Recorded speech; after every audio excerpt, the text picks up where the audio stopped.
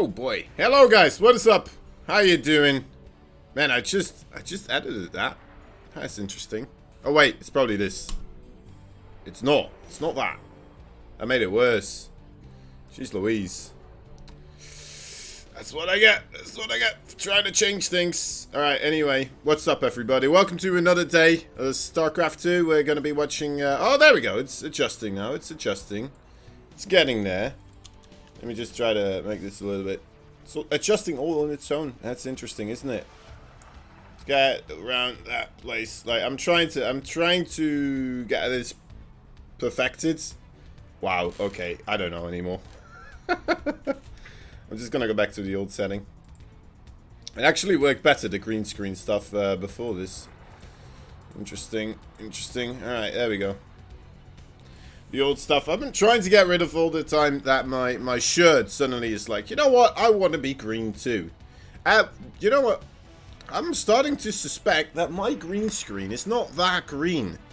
It might not be green enough. That might be the problem here. Alright.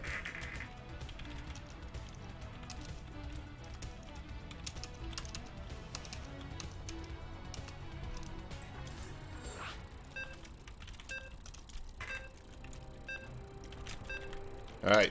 Alright, anyway, with that out of the way, we got some pretty darn good StarCraft 2 players for us lined up here to duke it out in a PvZ. And I'm always looking forward to seeing my my little team member Zoun performing in the arts of StarCraft. Always a good time, the fellow Alpha Xer. And then Armani as well, the Afrika Freaks player, the Afrika Freaks, of course. Very well-known team right now, as they have they're kind of dominating the scene all of a sudden. The new Jinna Green Wings. For a while there, it looked like the overall Jinna Green Wings would maintain dominance over the entire scene for, well, perhaps all eternity. But here we are with a brand new chapter, it would appear, where they have themselves an honest competitor. And you know what? The Alpha X's, we're no slouchers either. We're trying to get up there too, but it's kind of difficult to get like 3 people in the top 4 of GSL. That is, as it turns out. Oh, we still have Haz over here. My bad. There we go. That's fixed now. Ooh. Alright. So, in the top right side, we have the red Protoss fighting for Alpha X. He's none other than Zoun. On the bottom left side, we have ourselves the blue Zerg player fighting for the Afrika Freaks. He is Armani. Getting his little drone blocked there. Needs to head off over to the other side there, going to the third base. Very unfortunate, of course. Very unfortunate for Armani, but that's kind of how it goes with StarCraft 2, I suppose, right? It's all fair in love and war. Because that is what StarCraft is. It's all love and also a little bit of war. In that period of time where I'm still kind of waking up, so I don't mind if I go into some weird dream spiel about whatever, like love and war. Like, I don't know, pretending like these guys are Romeo and Juliet or something like that. Who knows? Who knows what's gonna happen? I'm not completely certain yet myself. We'll figure it out. We'll figure it out. Both these players, I'd say these guys are pretty well matched, honestly. I think we can have a very, very tightly packed series right now. Zoun, he's PvZ overall. I've seen some pretty darn good stuff from him, but the best stuff I've seen was off of the back of the Twilight Council Adept Pressure. Is that what we're going to be seeing here again? Perhaps we are, perhaps we are. I would be really surprised if we don't see it at all. I'm pretty sure we'll see it at least a couple of times, but other than that, I mean, I feel like Zoun always already kind of mixed in some other stuff here and there, right? Trying to go for a Stargate opening as well. And I wouldn't be surprised to see that right now as at this time. In this best of 9 too. That's just a little bit of speculating. We'll have to wait and see. Already, there it is, the Twilight Council. So, you know what, right on the ball with that one. We're gonna have to, you know, it could still be Dark Templar as well, right? That could still be the case too. It's a little bit less common from this situation here, but it has the opportunity to. Especially considering that the Overlord is going to scout the Twilight Council. Maybe he's gonna try to mix things up here a little bit. We'll need to start some sort of a research probably off of it, though. Not doing it just quite yet. Doesn't have the gas for it. There we go. Okay. Adept glaives on the way. Not a massive surprise, but still pretty fun. Ooh. I felt like he may have been able to get some damage done there. Actually, right now in the middle, he's having more trouble. More links right there coming in from the second base rather than the main base. It's hard to say what those attacks will turn into, of course, but hey, pretty solid stuff. For Armani, of course, not for Zoun, unfortunately. Taking any damage so far to the initial couple of links, or the initial couple of adepts here.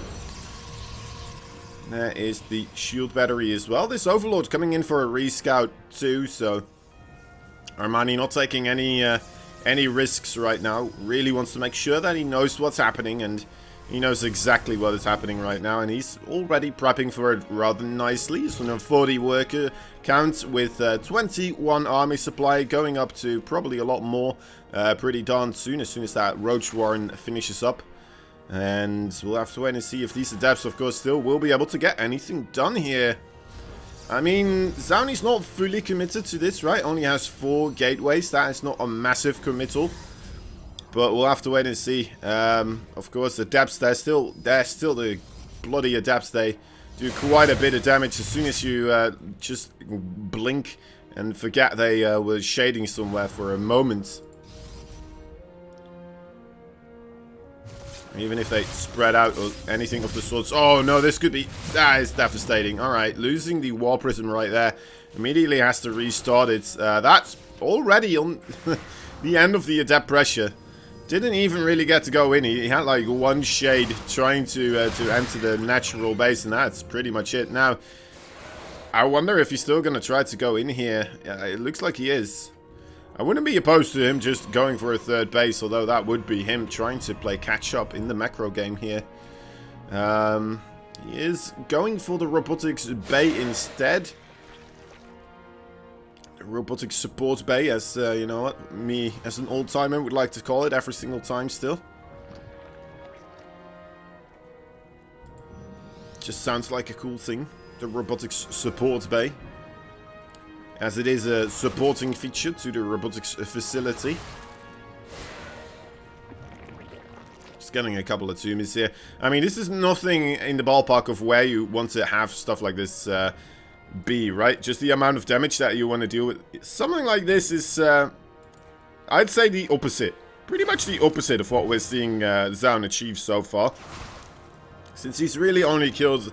What, 8 links, 4 creep tombs. That's it. That is pretty much it. Now, the one good thing for him, I would say, is that he hasn't lost a large amount of the adepts either, right? So he will be able to use those in a follow-up attack. And it looks like that follow-up attack may be coming in here relatively soon. Oh, we'll see the Disruptor here. Coming out of the Robo, really trying to... hide that one for as quick as possible, so Armani is not aware that there are, in fact, of course, disruptors on the way. Not quite certain that he didn't see that, or that he did see that. It's a little bit of a weird situation. Anyway, these disruptors, they could do rather a lot in this situation here. So we don't have that many roaches, honestly. 1 or 2 good disruptor shots could absolutely turn this entire game on its head. Those 2 disruptor shots aren't the shots you're looking for, though, unfortunately. And as soon as those disruptors do manage to get a good connection, those adepts will really start to go to town here. But instead, it looks like Zoun is just moving backwards. Had a small attempt here, realizing that this is a rather precarious situation. A difficult one for sure. And he's going up to a third base as well. Did get scouted by Armani already as well. Oh, there we go. That's nice. Getting a kill on that hatchery right there. That was just had just been put down. Disruptors proving their value, especially with that upgrade, of course. The Warp Prism speed, allowing him to go in and between the bases a lot more quickly. 2 queens here, not going to be enough against those disruptors. That's nice. That's always nice, of course. The more value you find with those types of things, the better it will be. But maybe he will need these disruptors at home, as there is a massive force of lynx and roaches on the way right now. The biles just mainly hitting force fields there. There is a Colossus on the field now as well, which is definitely helping out. But in the end, I mean, I don't think Armani really was banking on doing a lot of damage there. He's just kind of waiting for this Mutalisk transition, and that's going to help out a ton against the Warp Prism, of course. That's just continuously floating around. Ooh, there we go. Oh, that's some nice stuff. And with the Warp Prism speed, it becomes a little bit easier to get this to safety again. There we go. As long as you are on top of the micro, the Mutalisk should not be able to catch up. But that's mainly if it is in a straight line, of course. As soon as the Mutalisk do get on top with a little bit of micro there, you will be able to just stay on top of it, as you kind of have the moving shots ability with proper micro with the Mutalisk, of course. Which you can see over here as well, kind of from Armani, using it on the Python though. That one's not going to run away, but the animation of shooting is just so short for the Mutalisk that it's very nice to micro it in that way. It feels very clean and nice and easy to do. Well, it takes a lot of effort though. It's easy to do, but it takes a lot of your attention away, if that makes sense. You need to be really on top of it continuously.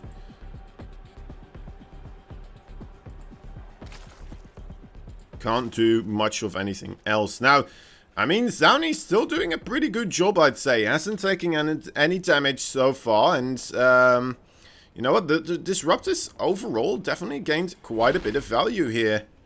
It's a small amount of Stalkers still trying to safeguard the main base. The main army of Zoun also doing quite well here in the middle of the map. Disruptors once again getting pretty darn good connections, and now we have the Mutalisk actually moving back towards the base of Armani, trying to defend it against the Colossi and the Stalkers, the Sentry, well, pretty much everything here that's coming up. I think even the Stalkers from the main base now have come across the map here, trying to reinforce this position. But Armani, he's just going to go across the map as well himself. He knows he will not be able to beat this army of Zoun, and goes for the base trade instead. That could be a dangerous situation. Let's see how Zoun will react to this. He's losing stuff really quickly with these links and the Mutalisk. Very quick force, very nice to base trade with, of course. Armani also losing a lot of stuff at home. But we'll have to wait and see who will be able to get out on top on this trade here. So far, I'm wondering if we're going to see Zoun recalling any of his Stalkers or anything of the sorts.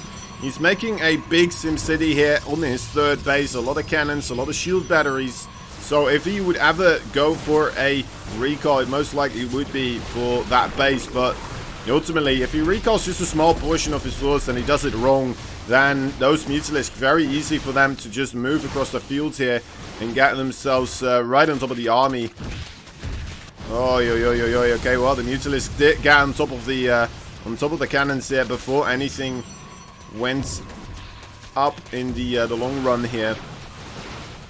And this is just an absolute madness of a game. Right now we have a new base for Zoun, actually, right outside of Armani's previous main base, and a new main base for Armani in the top left side. It's his only base, so well, there you go. The Spire gonna go down as well right now. Neither of these players really have a ton of money. Zoun has quite a bit of gas, but it's difficult to make use of that up until the point where you have our Templar Archives, and well, it's gonna be a long time before he has one of those, let me tell you. So yeah, Zoun right now realizing there is another base somewhere, and he needs to find it. Armani's still on 23 worker counts. But the army supply definitely in favor for Zoun though. Even though Armani has the advantage in the worker count. I mean, Oh boy, if this Nexus goes down, that could be absolute trouble actually. These Mutalisks on their way right now. Zoun should have a recall available as soon as this finishes up, but it's still a very weird situation here. Finds the base, will be able to pick this off there. What kind of structures do we still have left? There's just this one extractor. Could it be the end of Armani? Has he made something else? He hasn't quite yet. Oh, he made a new extractor. Okay, there we go. In the top right side, trying to buy time. There's the Nexus under fire, though. The Nexus... Oh, boy. Okay, there's a new pylon on the way as well. This is getting rather crazy. There's a new base again being constructed in the bottom right side. Armani now completely out of money, though. Will not be able to get anything else done. There is a new extractor over here as well on the way. The hatchery did get found out by the War Prism and the Disruptors. But, of course, we still need to have the two extractors over here also being taken care of. And also, this pylon right now, I mean, that should be in vision of Armani, and that's exactly where he's going to go to right now. I don't think, actually, Zoun will be in a position where he will get this hatchery and he will get the extractor in the top right before he loses that pylon. Does make another assimilator. Has enough money for another assimilator, but unfortunately for him... oh, okay, he has another one over here. Oh, no, he didn't make it. He didn't make it. Unlucky. Unfortunate. But, yeah, Armani just having a little bit more money in the bank and being able to get himself more stuff created. So he made like 2 more bases, and Zoun just not really having that kind of dough laying around. Very unfortunate, very unfortunate.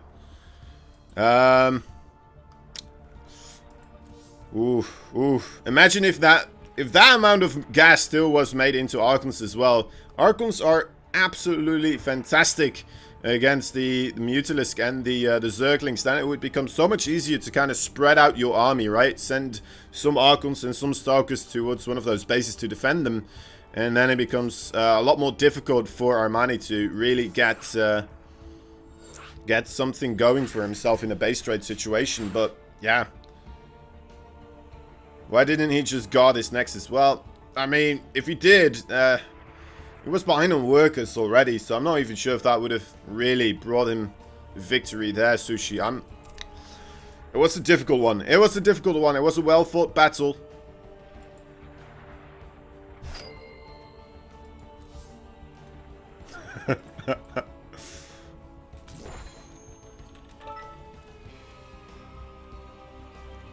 Wait, hold up. I gotta talk to them. Good idea.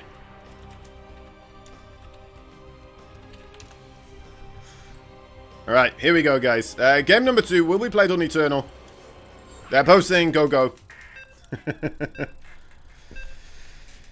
Oh, that was a wacky game. That was a very wacky game, honestly. It looked like Zoun was going to take it, but ultimately Armani just making the right call there, going for the base trade instead of anything else. You know what? If he went for a straight up fight, that would have definitely been a loss for him. But still managing to find a victory there with just like 2 extractors remaining. That got in incredibly close. Alright, anyway, here we go, guys. Here we go. Game number 2. Between Zoun and Armani. 1 point on the board for the blue Zerg. In the bottom left side, he is from a freak of freaks. He is Armani. Oh, ho, ho, ho. In the top right side, there's a red Protoss fighting for Alpha X. He is none other than...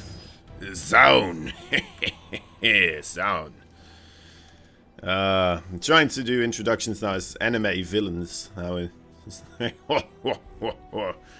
think you can beat me? You have only seen a small portion of my limited amount of power.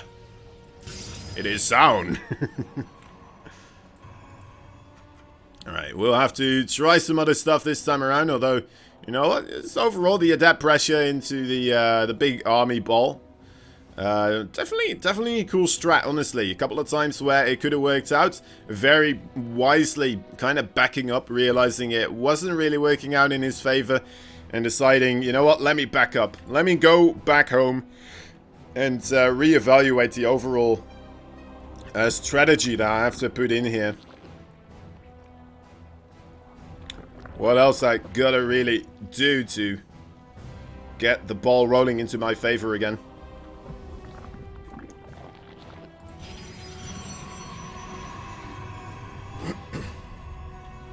Alright.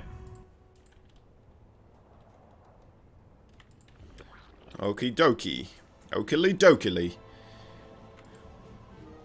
So Zoun, what is his plan this time around? Of course, the cybernetic score. Going for a quick expand. What else? What else can we really say here? I'm not quite sure. Let's talk about overall whether we think Zoun is going for the Twilight Council Adept Pressure again. I think it is a possibility. Like, the Adept Pressure is really not as one-dimensional as it, you know, might seem to some people, right? There's a lot of variables with the way you can use it, right? As we saw in the previous game in particular, I think that's one of the great examples of how you can use the Adept Pressure with the Adept Glaives. You don't necessarily have to commit, you don't have to deal that damage. It's okay if you just force the Zerg to kind of stick around that 40 worker mark for a long time, make a ton of stuff, and then as long as you don't lose the Adepts as well, you get opportunities later down the line if you just add a little bit of extra attack to that composition. Right, and then also there's this thing overall where you can adjust the amount of gateways that you're building, right? If you go only up to 4 gateways, it becomes less important to do damage. If you go up to 6, I guess you want to do a little bit of damage there, because that is quite a big investment, of course, but there's a little bit of variety hidden within that type of stuff. Adept trying to figure out how many drones, how many links there are available right now.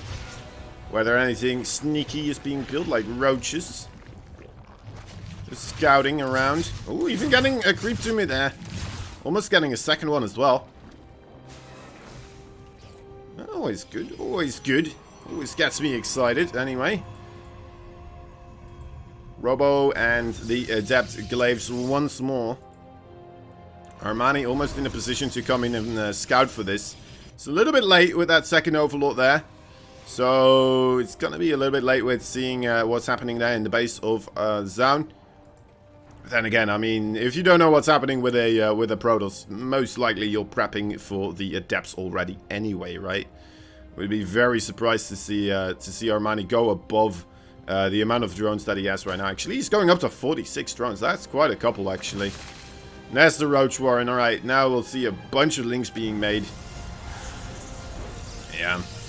The standard anti-adept timing here for Armani. Who now gets to verify that that is, in fact, exactly what he's facing.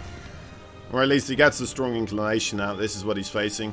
Didn't make a Spore Crawler in his natural or his third base, though. So maybe that might be an opportunity for later on down the line to incorporate Dark Templars with this as well for Zoun, right? If this is going to be a regular thing for Armani, where he doesn't make those Spore Crawlers, that definitely could bite him in the behind later on at some point. Because you don't really get the layer attack that quickly either with the defense against the Adepts. Oh my, Zoun actually making a ton of Stalkers here as well and putting those together. I guess the Stalkers do well against the Roaches, but not much else.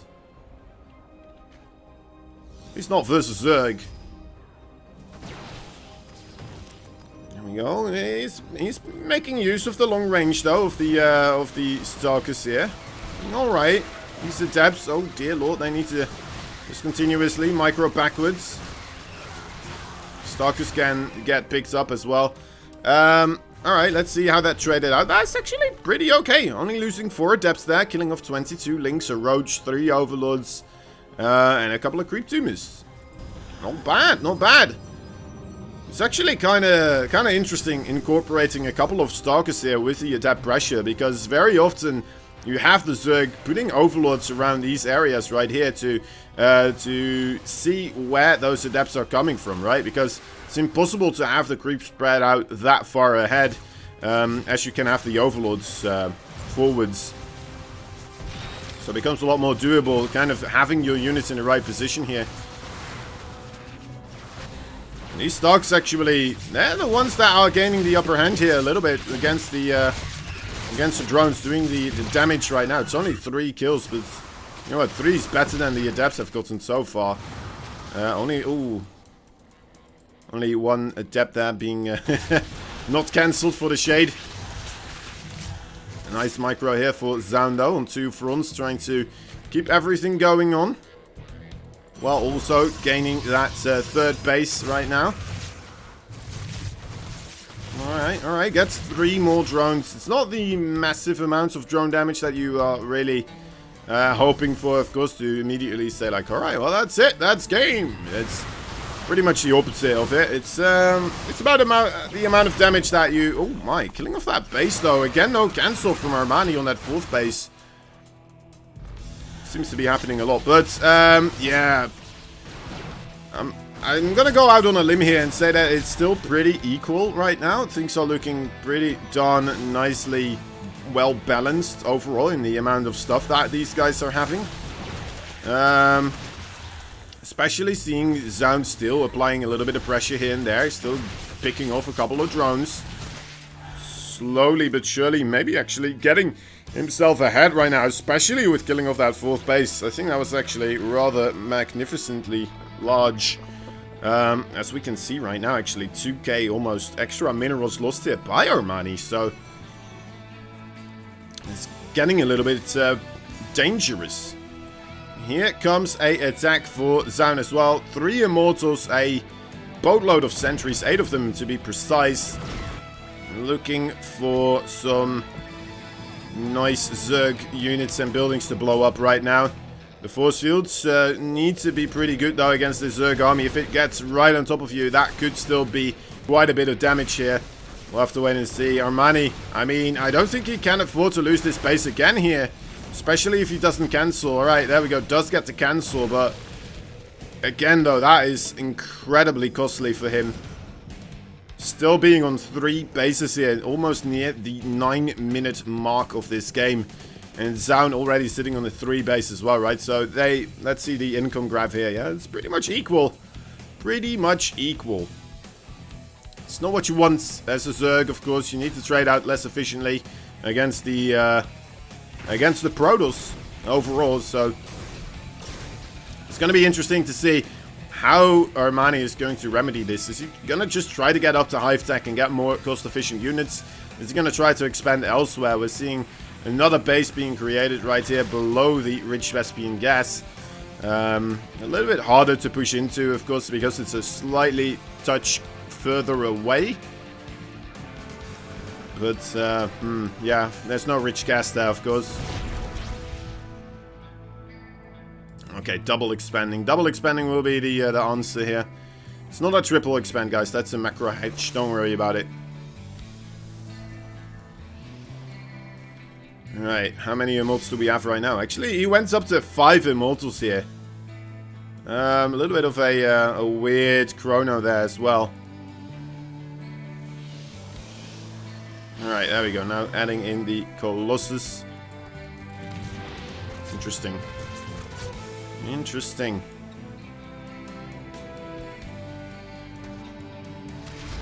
Gotta wonder whether or not those Zerglings will turn into Banelings. Probably, right?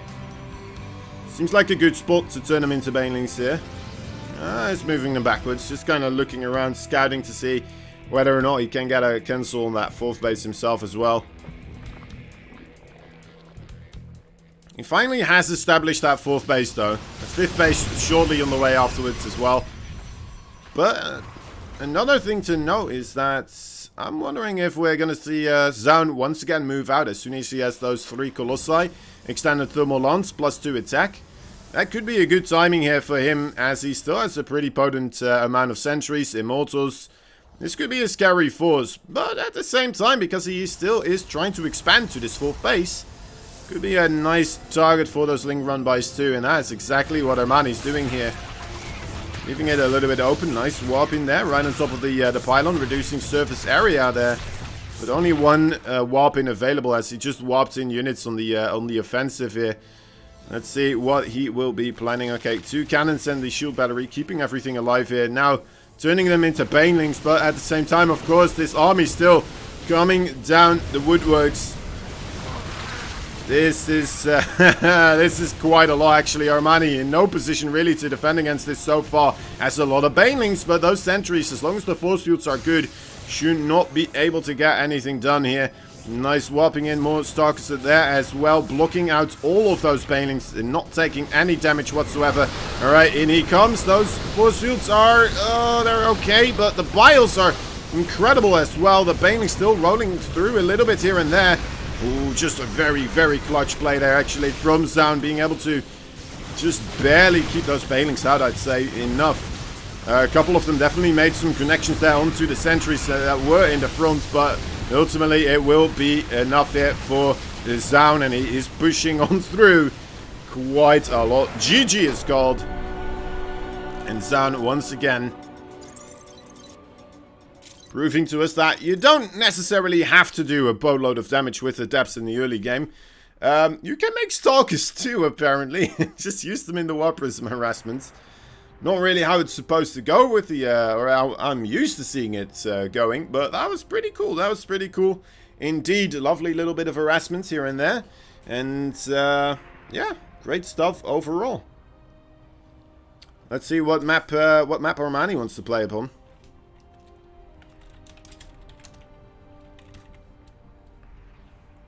Everdream, alright.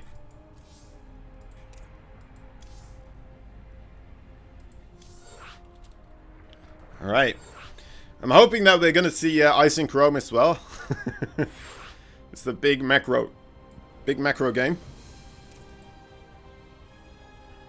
Saying the go, giving the go. Alright, here we go then. Off we go.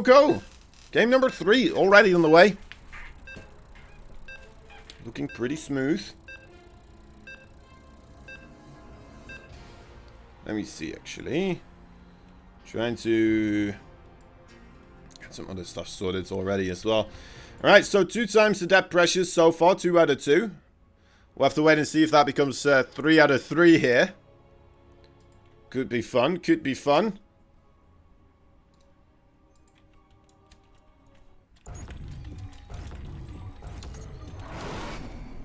Alright. Alright. Here we go, guys. In the bottom left side. There he is. They changed colors with me, but I'm not being fooled. Whoa, hold on. Hold the phone. Okay, no, this is all regular. Okay. In the bottom left side, we have ourselves a blue Protoss fighting for the Alpha X. He is Zoun.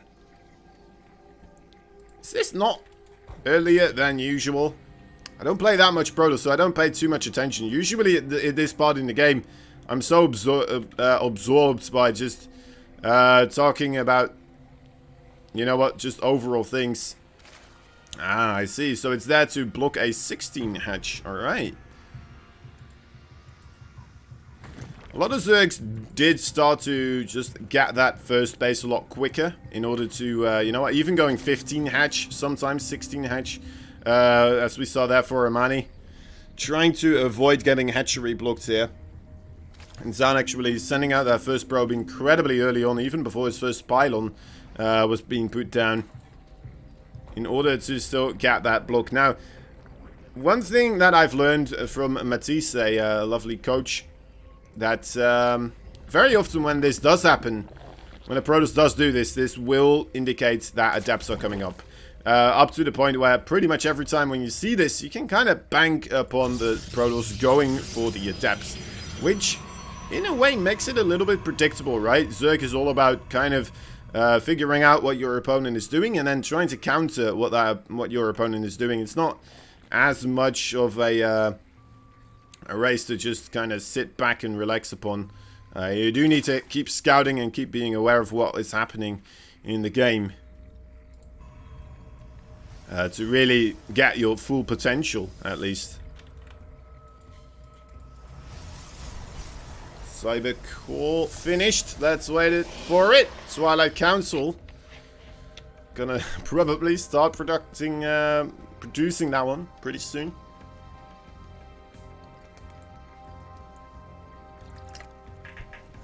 Would be surprised if we don't.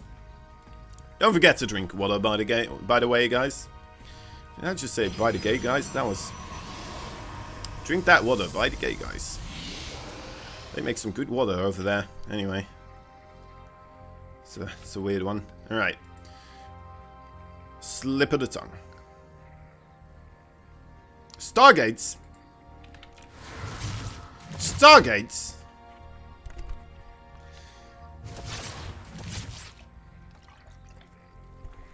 Stargates? Alright, I guess we're doing a Stargate now. No Stalker here to deny this Overlord from scouting though, unfortunately. So we'll immediately be aware here. Phoenix gonna get produced by Zoun. And it's a good thing, of course, to still mix things up. As we mentioned, Zerg needs to be in a position where they get the information they need on what their opponent is doing. Oh my, these two Adepts actually managing to get a little bit of damage done here. Do get cleaned up though. Only a single drone. I thought they were going to get a bit more, but it's an alright trade. It could be worse. And the problem is, of course, though, that the Stargate did get spotted. And that means that very, very likely... Oh my god, he's going to see the Twilight Council as well, isn't he? Oh, getting the scout there. He clicked on it. He clicked on it as well. Knows the follow-up. Okay, so... I mean, Armani has all the tools in his cabinet right now. He knows what is happening. He knows the limitations of what Zoun can do with this. And... well... it's gonna be a scary one, honestly. A couple of times we have already seen this happen, of course, but that was in combination with the Adept Glaives coming in at an early point, trying to do that pressure, keeping Armani from making a bazillion drones continuously. And actually, at this moment in time, we're seeing Armani on the lowest drone count that we've seen so far. It's not because he made a crazy amount of spore crawlers or anything of the sorts. Wait, we only had 3 worker kills, right? Yeah, we did. So, Armani kind of dropping the ball a little bit here, I would say, on this worker production. But the thing is, it doesn't matter too much, because now, knowing that I was the Stargate before the Twilight Council, he should feel pretty free to just make a ton of drones right now and really drone it up, kind of catch up right here. But yeah, it took him like, what was it, almost 5 minutes before he got up onto the 40 drone mark here. Liking his wall of links. Vision is key. Knowledge is power. This is how you read your opponent as a book. Putting links everywhere on every page. Right, Adepts still coming across though, of course. This is a reasonable amount of Adepts. There's no War Prism with this, as there... well, there wasn't a robotics facility being made with this. Instead, of course, the Stargate was produced, which... You know what, the Robo's skipping that one right now to try and allow the Adepts still to come in with a pretty reasonable amount of force here. Oracle trying to hit its best as well. Alright, that's nice. Getting a bit of creep denial here. Shading forward, forcing everything backwards, and... thought for a moment he would go for that third base perhaps, but not going to be the case. Moving backwards. Moving to the grooving. To get himself a nice and early third base, so... You know what, yeah, I think Zoun is really dealing well with this situation overall. He's not dealt enormous amounts of damage whatsoever, but Armani playing it so incredibly safe as well at the same time that he didn't really have to, necessarily. Right? He's getting himself a good amount of overall economy right now. Instead... he did some moving out with those Adepts, cleaning up creep tumors, forcing a lot of links and roaches out of Armani, and forcing Armani to... ooh, that spy, it did get scouted, but I'm not quite sure if he clicked on it. Let's hope he did. Let's hope he did. He's not building... he's not going for a blink so far, so I'm not sure if he did or not. Pretty sure if he did see it, he would start up blink, or he would start up the... okay, there's the blink. Alright, maybe just kind of prioritizing here.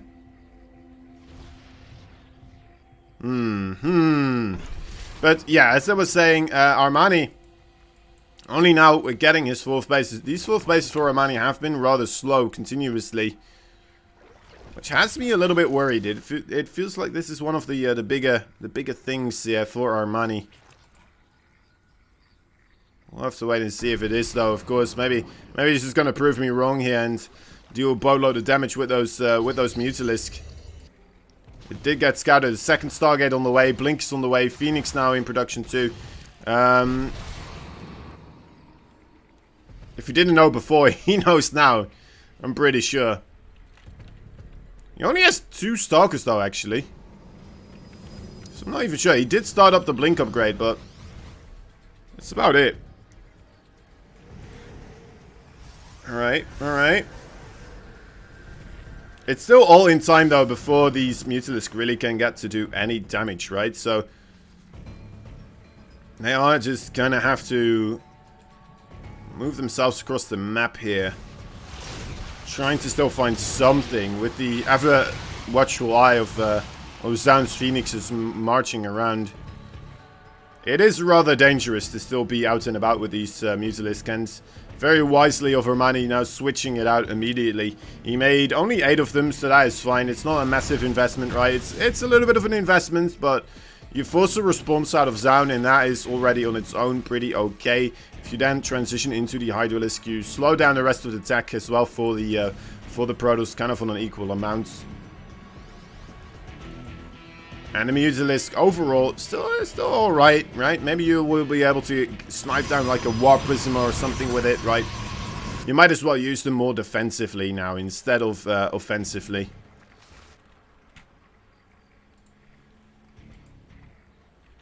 Alright, Roach run by here. There's a status trap already set up, so should be dealt with rather nicely. And a Lurker Den and the Hive Tech now on the way here for Zoun. I mean, sorry, Armani. Oh, the color switches.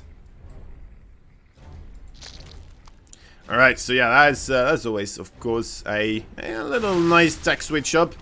Making the ultimate Zerg composition here. The Hydra, Lurker, and then most likely add in some of the Vipers as well. The Roaches have finally escaped, but being met by 2 Immortals there. Imagine what that's like for the Roaches. Actually, you're just kind of walking, and then you blink, and then suddenly 2 Immortals are in front of you.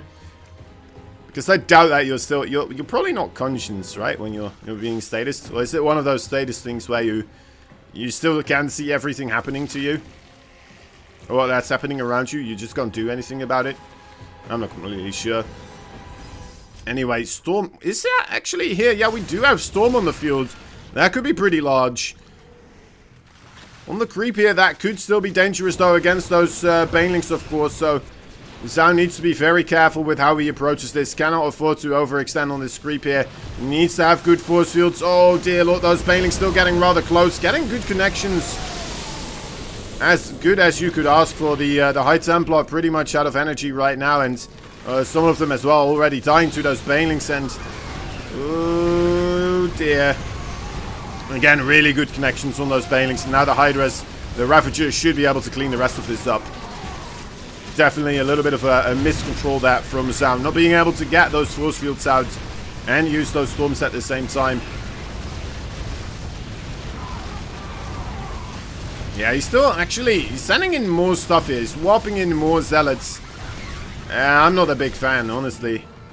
I would just like to see him move backwards as soon as those High Templar kind of got picked off by those Banelings. Maybe some force fields would have still helped him out there, but ultimately, even in that second engagement, not really being able to get those force fields down. I'm wondering why that is. I didn't feel like he had to prioritize much of anything else in that moment. Maybe I was wrong, but oh well. Anyway, cannons do manage to block a lot of that damage right there from the Banelings. Archons, of course, always quite powerful against Hydras and Banelings, but there's not that many of them right now. There's only one actually.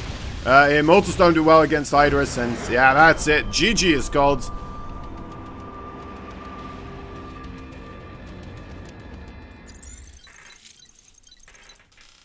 Oof.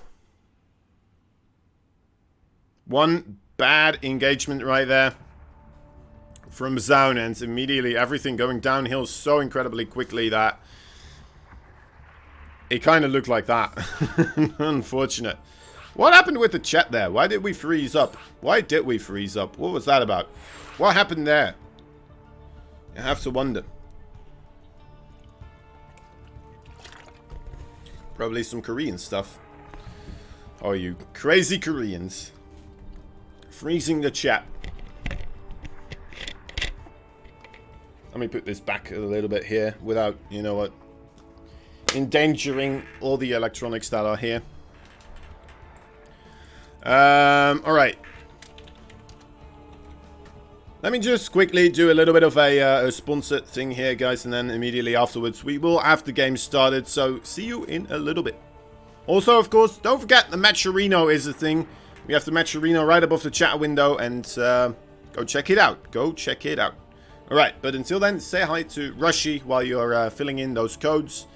See you in a bit. My name is Rushy, and thanks for watching our StarCraft 2 content brought to you by Alpha X. Productions like this are made possible by support from our sponsors, like G Fuel. G Fuel is the official drink of esports, and they want to encourage you to kick the can on other energy drinks that leave you drained out and out of juice when you need to make the big calls. Their dedication to keeping you fueled and in the game is only matched by their drive to support esports and the people who help make it possible. With over 20 unique flavors like bubblegum to choose from, they'll always deliver a great experience with each drink. Head out to our Matcherino page and check out their sponsor quests for more info on how to get your hands on G Fuel's clean and healthy alternative to sugar-loaded energy drinks. G Fuel, the official drink of esports. Thanks for supporting Alpha X, and thank you for considering checking out our awesome sponsors. Now, let's head back to the action. Alright, welcome back. Welcome back. Let's see if these players are ready. They are ready. Alright, here we go. Off to a brand new adventure. Armani and Zoun. Game number... What game is this? Number-wise. Oh, dear lord. Oh, boy. Let's see. We started off on 1-0 for Armani. Then we went 1-1. Then we went... I think that was game number 3 we just saw, right? Was it? Wasn't it? Somebody help me. Somebody help me! I think it's this. Please let me know if it isn't. 2-1 to Armani. Yes, alright. Thank you. Thank you. There we go. Switching it up. I don't know what it is. Sometimes it's just like... You just forget, you know? It's like... I know it just happened, but it's just not there anymore sometimes in the mind. The good old brain-a-roonies. Just kind of goes like, oh... Whoa, what's this? And then, to be fair, there was like, I don't know what was flying around in my room. I thought it was a fly, and then I thought it could be a wasp too. And then I thought, what if it is a wasp and I'm just sitting here with a wasp in my room? It could be trouble later on down the road. So if you suddenly hear me squeal out in pain, it may have something to do with that. Anyway. We have ourselves a red Protoss right here from Alpha X. He is Zoun. That lovely little bit of a dark themed nexus right there in the simulator. Bottom left. Nothing there. Nothing there. False alarm, guys. I think he's on the top left. Zoun already scouting here, of course, as the brilliant mastermind that he is. Anyway, he is the Blue Zerg player from the Freak of Freaks. He is Armani. There he is. Only city men get worried by wasps. Well, I mean, that's true. That's true, because we are inside of enclosed little tiny spaces with these buggers. And I've got my mouth open most of the time because I'm saying things. And I just don't... I don't want a wasp flying in my mouth. Is it an irrational fear? I don't know. Maybe. Maybe. You think I might need sleep? Maybe. Probably. I think I always need sleep. Sleep is like the unfulfilled pit that is just always there, waiting for another sacrifice of a couple of hours of your time.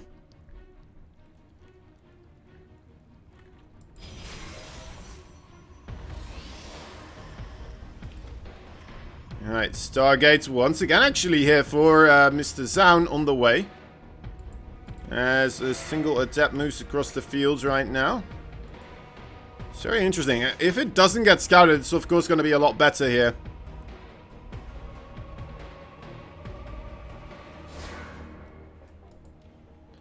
Because of headphones on, you can't track wasps efficiently. That's right. That's right.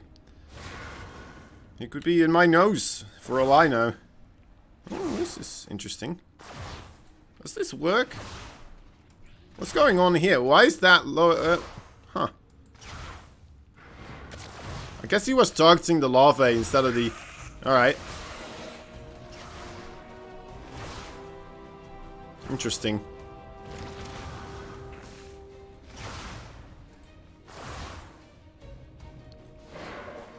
Am I crazy?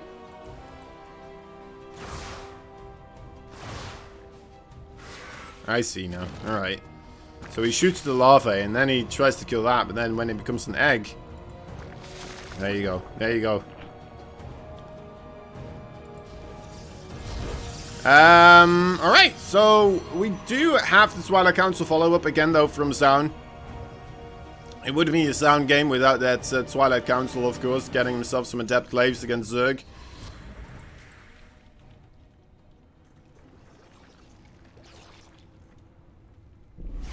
Pew, pew, pew, pew.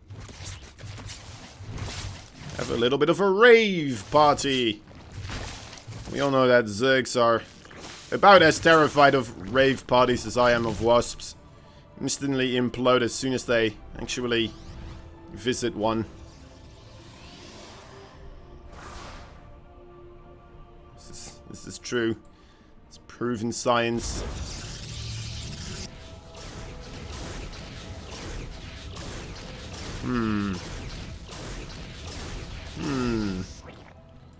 So where are we taking this game towards? We do have again another scout here coming in for Armani. Feels like Zoun is becoming a little bit predictable here, perhaps. Maybe Armani will be able to start really abusing the fact that we do see Zoun going for very similar things here continuously. And you should be able to punish the predictability of Zoun here.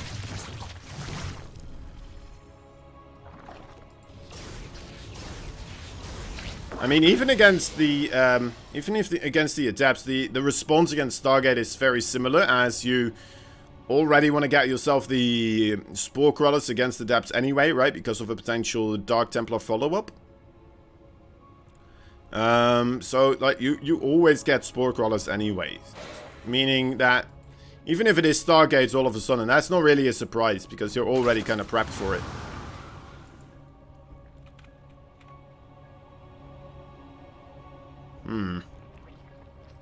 Two Robos again here from Zoun behind this. He really likes this overall follow-up here. And this is a little bit of how I know Zoun to be, right? He is one of those players that just likes to have a really strong build. He's good at executing it, and he makes it work, you know? Even if his opponent is kind of aware of what is happening and he kind of gets the drift of what Zoun likes to do, what his overall tactics are. Because Zoun is so well trained in the execution of this build and the overall unit composition, he always does well with it nonetheless, no matter when it gets scouted.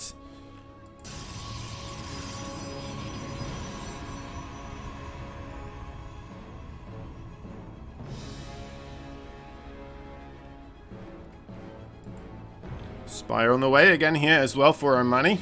Having a couple of overlords on top of it, trying to hide it there as well as possible. I like the Spire for this position actually. We've seen Zoun going for Colossi very often, so already if you have the Spire out, you can make Corruptors. Just having the Spire out overall, right, helps out against these Oracles and stuff like that. You open up a lot of potential for harassments with the Mutilus potentially, and, well, just overall good stuff. And if you want to get to the late game, you already have your Spire, so all you need is like a Hive Tech and then you can get yourself the Greater Spire immediately as well. Zoun here, under a little bit of pressure, nothing too bad, right? Should be able to hold this off. I don't think Armani's really planning to do anything here. Just kind of chilling. And Zoun actually finding an opportunity to punish this a little bit with the army of Armani being on the other side of the map. Armani doesn't want to show the Mutalisk, I suppose, for too long, but kind of has to right now, otherwise he would lose a ton of workers here. Already losing quite a ton of them. Actually, 10 of them in total. And that ties up the worker count overall here. Now, it did take him a little bit to get that tied up, but, I mean, overall, the income graph here now going into favor for Zoun a little smidge. It probably will equal out, though. Just mostly those drones moving away, of course, from the depths there, not mining at all. Giving an influx to the Protoss side of the graph. Okay, Armani targeting down pylons here. Trying to find some sort of an Artosis pylon. Not really being able to find the magic bullet just quite yet to stop any real production here from Zoun. Did pretty well with putting his tasteless pylons everywhere next to those Artosis pylons.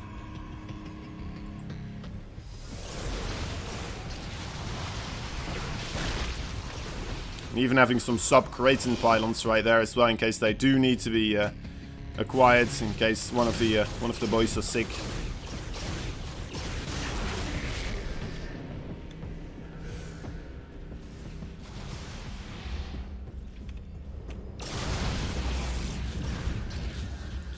Alright. There's only 2 Phoenixes out, though. We're seeing a complete turnaround on the Mutalisk strategy here for Armani. Previous game, of course, we saw him only going up to, what was it, 8? Something around that ball mark. This time around, we're seeing a ton of Mutalisk, a scary amount of Mutalisk. And this could absolutely turn stuff around. He has been pretty on top of picking off Phoenixes as well, right? So this is why we're only seeing 3 of them, as well as we've only seen the single Stargate being produced here by Zoun. So now that that is killed off, actually, all of a sudden there's just no more Phoenix production at all. Zoun trying to play it smart, play it cool in this, you know, playing off of the way that the previous Mutalisk game went. He realized that there were only a few Mutalisk made, and he overmade some Phoenixes there. Ultimately, against the small amount of Mutalisk that were actually created. So this time around, he was like, you know what, let me just invest a single Stargate here, and we'll try to make that work out that way, so I don't throw unnecessary minerals away and overall resources. And Armani, I don't know if he was planning for this to happen. Probably not, because that would be absolutely too gazillion IQ, but it's definitely working out in his favor here. Maybe he picked up upon the fact that there's not that many Phoenixes out and they're not being produced as quickly here. So he did commit to this amount of Mutalisk. Now, we do have that double Phoenix production on the way. And we actually still have more Mutalisk on the way as well here. Really tripling down on this one. More Mutalisk picking off Phoenixes as well, though. That's not supposed to happen here. Back to 3 Phoenixes again. Actually only lost 2 so far. That kind of shows how little Phoenix production we've had this game so far. Supply blocked as well. That's always rather nasty. Now these Stalkers over here in a lot of trouble with the Roaches being helped out by those Mutalisk. The flank on the left side will meet their doom, though, by walking into 3 Colossi head-on. The Roaches get picked off by the Immortals, and now the Mutalisk need to call the retreat as well. Move backwards. Oi, oi, oi, oi, oi. More Phoenixes getting picked off right now. Left, right, and center. That's 3 Phoenixes. 3 Phoenixes already being picked off. 26 Mutalisk did die, though, already as well. And we're still on 21 of them. That is a abysmal amount of just overall money being spent on these Mutalisk. And I don't know, maybe that is actually starting to fall apart here now for Armani, although he is moving across the field. Will go once again for that big counter-aggression play here, as Zoun is committed, it looks like, to trying to take out the bases as well of his opponent. There's a pretty reasonable SimCity here, though, on this third base for Zoun. He has an alright amount of Phoenixes, 2 more even coming in right now. Should be able to pick off those the Mutalisks with proper micro. And that third base, I really do hope for him that that is going to stay alive here. Nice shield battery overcharge as well. He's trying to safeguard his production for as long as possible. But of course that third base will be the real place where he will be able to hold off the engagement. We don't have a Baneling nest whatsoever. So these Zerglings, they're stuck being Zerglings, guys. And they're not going to do well in a situation like this. I think that Zoun may have very well done it. The Mutalisk being zoned out completely by those Phoenixes. We still have 7 Phoenix versus 12 Mutalisk. That could still go awry a little bit. But, I mean, look at the amount of cannons. 6 cannons right here. 3 shield batteries. And Zoun even sending his Zealots out here to try and deal with these Lynx. Not really being able to do so. A couple too many. But, oh well. Alright. Phoenixes, they need to get on the ball, though. They need to find those Mutalisk again. Instead, kind of just overlord hunting right now. We don't have... Where are the drones? Okay, the drones are still all on this, what was it, the 4th base here, or the 5th base for Armani. He made a new base on the Rich Thespian Geyser base as well. So, it's so close by, though, to his other base that it should be quite easy for Zoun to find that. And I just don't see Armani winning this anymore, guys. This looks like a complete victory here for Zoun. He is actually right on top of those lurkers as well as they are finishing up. That was kind of the last-ditch effort there for Armani, and has to tap out there. GG is called. A wonderful game there by Zoun. Getting on top of those lurkers, really the last final nail in the coffin. But even then, without that, I would say that was a very, very difficult situation for Armani to win, as he would have to move out on the field to try and get himself another base there ultimately, right? And to do that with lurkers versus Phoenixes, Colossi, Blinkstalkers, all of that. Good luck to you. Good luck to you. Alright. Ice and Chrome will be the next map. A very massive map, of course. It's a good one for Stargate. It's a little bit unfortunate that we've had Stargate now twice in a row. It would have been nice to maybe, you know, one of these maps to use as a surprise. Suddenly I'm going Stargate maps. Although I guess maybe it becomes more predictable as well, because it is such a map that is quite useful for Stargate. Anyway, regardless of all of that, we are tied up once again, 2-2. We're going into game number 5. And if you haven't already, I mean, we would very much appreciate anybody helping us out with the overall Matcherino stuff. Yeah, it's not only a code you can fill out, but that's also, of course, the quests you can do. It's very easy stuff. Just give a follow, give a retweet, something like that. Subscribe to some StarCraft 2 YouTube channels. It really doesn't cost you a lot of effort, and it adds a bit of money to the game, and it adds money to the sponsors as well. No, wait, actually, it doesn't add money to the sponsors. It adds overall credibility for us, for the sponsors, right? So they realize, all right, so if we do invest into StarCraft 2, that means that most likely, you know what, we'll get a little bit in return, because the people of StarCraft 2 are just amazing, and they're always willing to support their community. And, I mean, I can't fault them for that. That's pretty much how I've always managed to see StarCraft 2 and their community, right? Pretty much the best game in the universe with the best community in the universe. Always there to pitch in, to help out, and do all sorts of stuff. Also, of course, you can buy yourself the replay pack for this series, so if you want to really delve deep into this PvZ matchup, you want to try and dissect some of the builds that Zoun is going for, you want to see how Armani is trying to deal with the adept aggression, stuff like this, from first person view, from slow motion view, from pause and continue, playing backwards, whatever the hell you want, right? Wherever I haven't been able to see anything, because I'm not paying attention to something, who knows? Anyway, it's all accessible that way, so It's $3 and you get yourself the replay pack. And, of course, you're supporting the players again as well. Always a good thing. Always a good thing. Alright, anyway. There's a little probe hiding out here. What a sneaky little fella.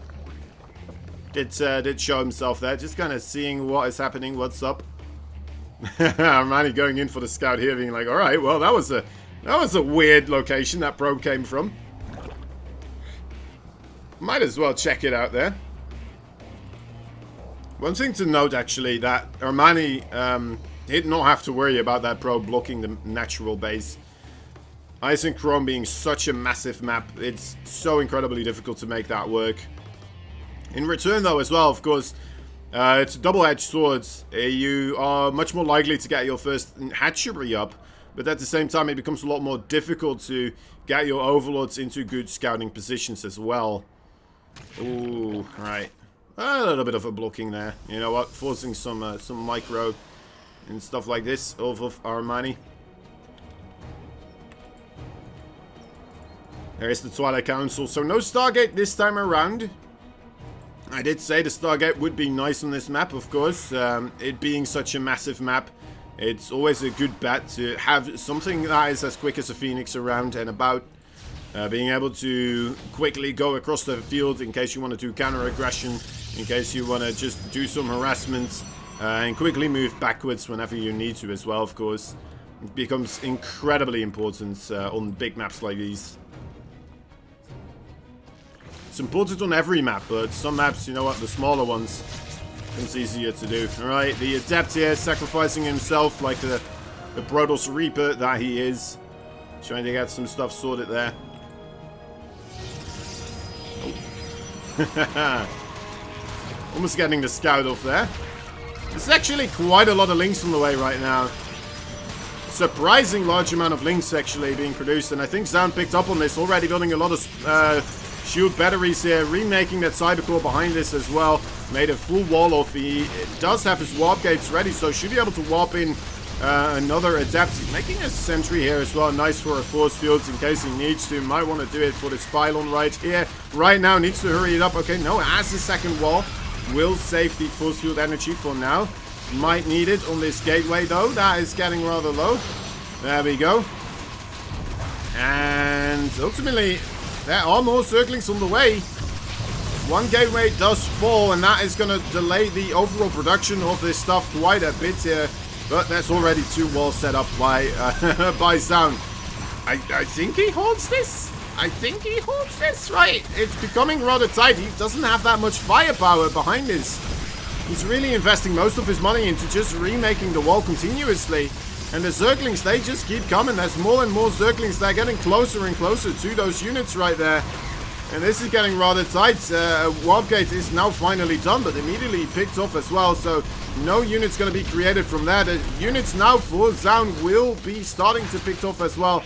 And man, oh man, that was a very close one. Zoun just, I mean, if you had 1 or 2 more Adepts, I would say that looks entirely different. You know, maybe 3 more Adepts. And that looks just, I mean, upside down game. But yeah, unfortunately, just not enough forces. Getting his stuff continuously being picked off as well in the well, the gateways, of course. So not being able to warp in anything here. Submarine. Let's go on to Submarine here. Let's see what they have in store. Zoun picking this map, of course. We're already 3-2. Quickly Armani turning it around here. A nice strategy, honestly. Like I was talking about making quick units on a big map like that. Zerglings are pretty darn quick. That is for sure.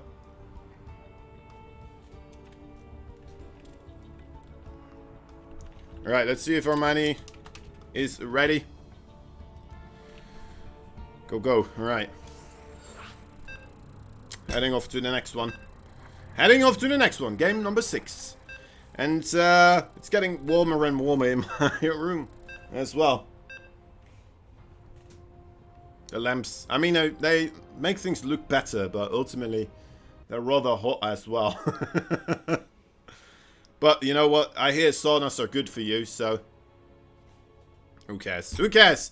Alright, so Armani and Zoun, game number 6. Here we go. Yeah, alright, everything is set up there. Let's get in there.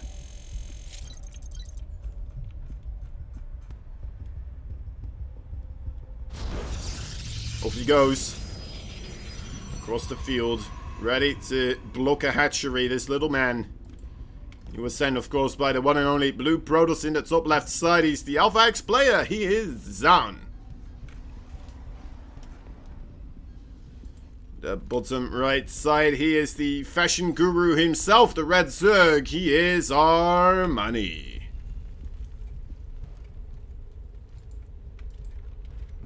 Right? Armani is a fashion brand. Am I crazy? Dolce and Armani. I'm pretty sure.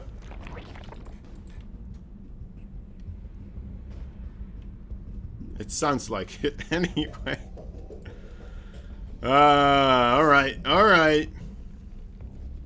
That was a lovely little bit of cheese there. A very smart way of approaching the Eisenkron map as well, of course. You don't expect that from a Zerg when they... First and foremost, it's their map, right? It's a great map. It's a big map. Gives you a lot of opportunities as a Zerg for a big macro game. And to just go for that Ling Flood right there. Absolutely devastating. A brilliant effort, though, from Zoun as well. Making all those, you know, re-walls overall. I'm wondering if it would have been better maybe instead of going for the sentry to go for the second adapt, because that really, it just ramps up the overall killing power of your ranged units by so much, right?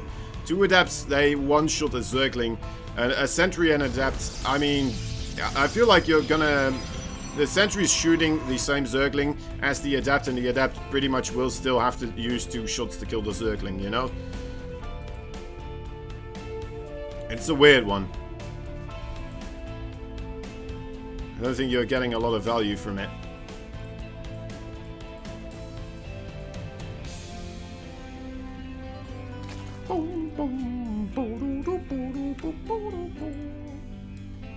Alright.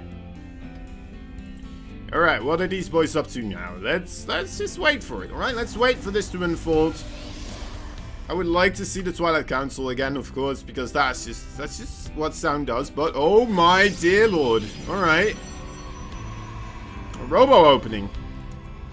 We're in for some new stuff right here. We do see this now and again more often being utilized. It used to be all Protoss really did against Zergs, right? In long ago past. Where instead of a depth pressure, we continuously had the Immortal Sentry push. With like a bunch of Zealots or something like that being added into the mix as well. Maybe not Zealots, mostly Stalkers actually, because you do want to mostly rely upon the force fields to deny any form of anything. And he just walled himself in entirely, didn't he? Huh. Alright. Interesting. Very interesting. There's the War Prison. Okay. There's the Robotics Bay. Alright.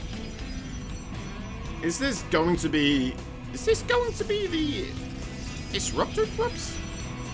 Is it going to be the Disruptor Drops? Is that what's happening here? We don't have a Twilight Council. Right? Did he just forget about the Twilight Council? Did he just forget about it for a second there? Being like, oh, I don't need it necessarily. Oh, careful. Don't show that War Prison. He's trying to escape through the bottom side of the map here, which I like. It's a little bit less likely for Zerglings to be there, I suppose, but Armani's still on the ball here. We'll be able to see this. Picks up on the fact that our War Prism is moving out. Sees where it's coming from, and that makes it so much easier to defend, right? So, as you can see, already send these, you can send these queens over here. And now you're just in a situation where these adepts, I mean, sure, you can finish this shade. Actually, this is pretty nice. Picks it up. Oh, I thought he was just going to go straight into the main base here. With everything pretty much being on the low ground here. But you know what? Picks off 3 workers, and there you have it. Actually, it is the Disruptor drop right now with the War Prism speed as well coming in. It was just a hunch, guys. Just a hunch.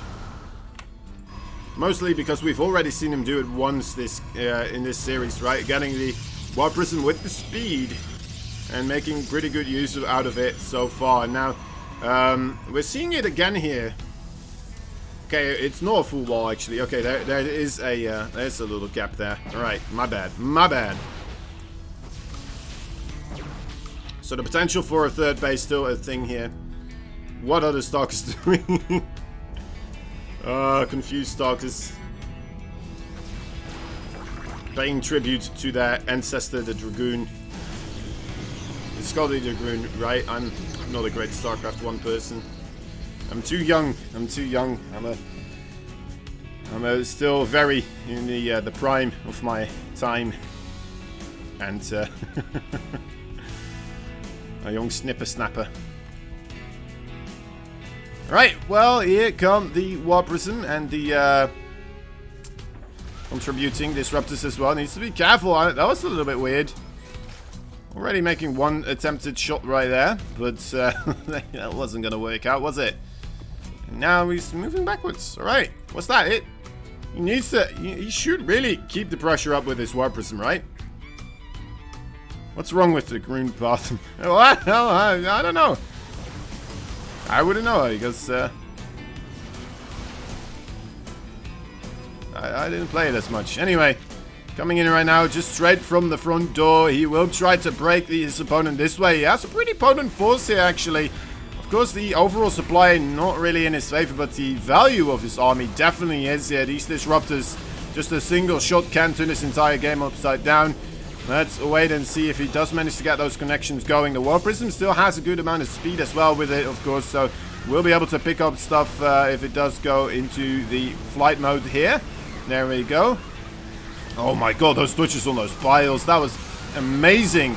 Jeez Louise, an epic split right there. Massive hit there as well from the Disruptor. I don't think this is going to go into the favor for Armani whatsoever anymore. There comes another one, and Blammo! 3 more roaches just like that, no problem. And that's it, that's GG. Wow. Zoun not really doing much of any type of aggression in the early game there. Just a slight bit, honestly, not really finding enormous amounts of damage, but instead of going in with a massive amount of adepts, he just comes in with the Disruptors, a Colossus, and, you know what, some gateway stuff. I do believe that Armani really wasn't ready for that, though. Golden Wall, yeah, that's right, that's right. We've arrived on the last final map of this best of 9 until we reset the map pool, of course. It's not the final map, guys. Don't worry about that. We're still tied up. It's 3-3, so at least a bare minimum of 2 more games will be coming up here. We're gonna have to wait and see what that is going to be, of course, though. Let's make myself a referee. Go, go, go, go, go, go, go, go. Let me just do this one, though, as well. How to contribute to Matcherino. Guys, see you in a sec.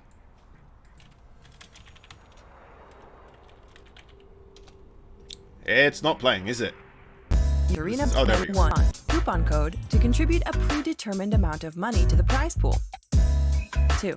Free sponsor quests. On the right side of the screen are various actions supported by sponsors, including retweets, Twitter follows, surveys, among other things. Click into these boxes to complete the action and add the attached prize contribution to the pool free of charge. 3. Marketplace. Products are available in our marketplace, which also contribute to the fundraising pool. Be sure to check out the variety of apparel and collectibles, as well as other unique items. 4. Donate. Clicking on the Contribute button, you're able to add funds to your Matcherino wallet and then directly contribute them to the fundraiser page. Thanks for supporting your event with Matcherino.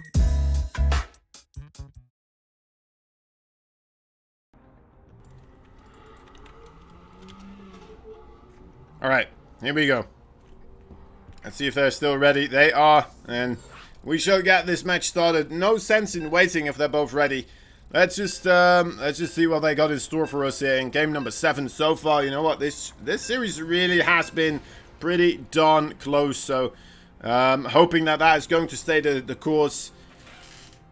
And hopefully Zoun will be able to take the initiative at some point, right? So far, Armani continuously just getting the one up on him, and Zoun trying to keep up with the revenge continuously. coming in at the later points in time. Alright, anyway, here we go.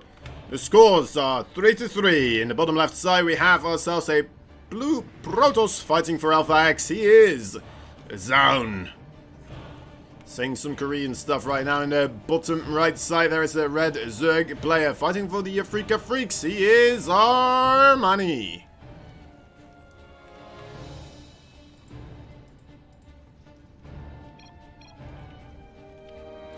These guys continuously have been talking quite a lot together, actually, being just overall good sports, I suppose.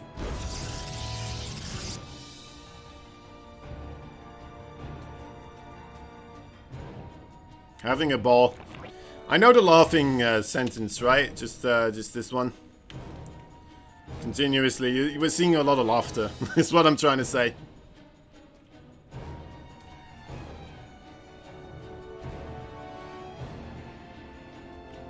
Which is always good to see. Always a pleasure to see these boys in laughter.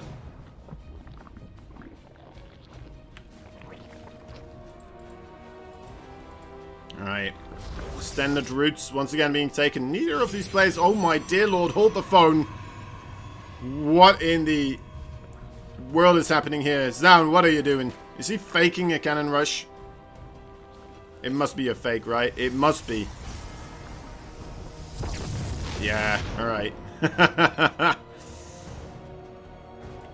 That was weird. I felt like, is he gonna block this with a gateway? What is his plan here? Is he gonna go pylon, gateway, pylon? That's a lot of investments.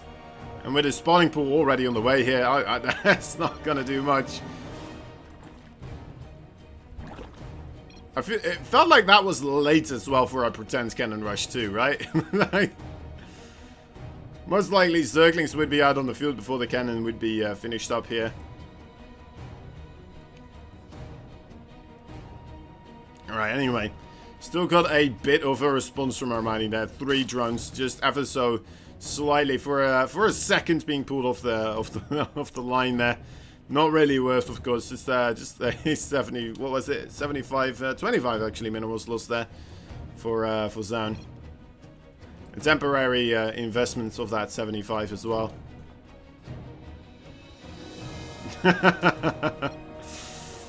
Funny. Dancing together. The probe and the drone. I love that wasn't meant to be. The movie, Dirty Dancing.